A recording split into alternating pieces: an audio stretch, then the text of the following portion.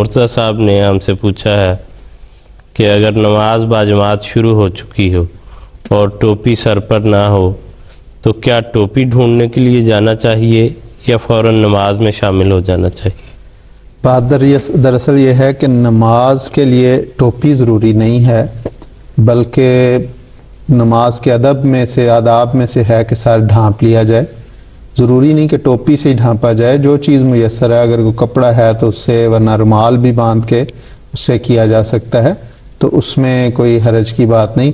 لیکن یہ کہ اسپیشل ٹوپی ڈھونڈنے جانا، اگر تو کہیں قریب ہے تو اسے لے کے شامل ہو جایا جائے، لیکن یہ کہ کافی فاصلے پہ ٹوپی پڑی ہوئی یاد ہے کہ وہاں پڑی اور آتے آتے نماز نکل جائے گی، تو نماز کے متعلق یہ کہا کہ باجماعت نماز کی اہمیت ہے۔ اگر کوئی رومال ہے تو وہ سر پہ باندھ کے نماز پڑھ لی جائے۔ نماز باجماعت کی بہرحال اپنی اہمیت اور فضیلت ہے، اس میں شامل ہونا چاہیے۔ بلکہ یہاں پہ حضرت خلیفۃ مسیح رابع رحمہ اللہ کا ایک ارشاد پڑھوں گا۔ حضور سے پوچھا گیا کہ نماز پڑھنے کے لیے ٹوپی پہننا ضروری ہے؟ تو حضور نے فرمایا سر ڈھانپنا ضروری ہے، ٹوپی پہننا ضروری نہیں۔ پگڑی سے ڈھانپیں یا کپڑے سے، بے شک رومال باندھ لیں، لیکن سر ڈھانپنا ادب کے لیے ضروری ہے، کیونکہ جائے ادب ہوتی ہے خدا کے دربار میں جاتے ہوئے۔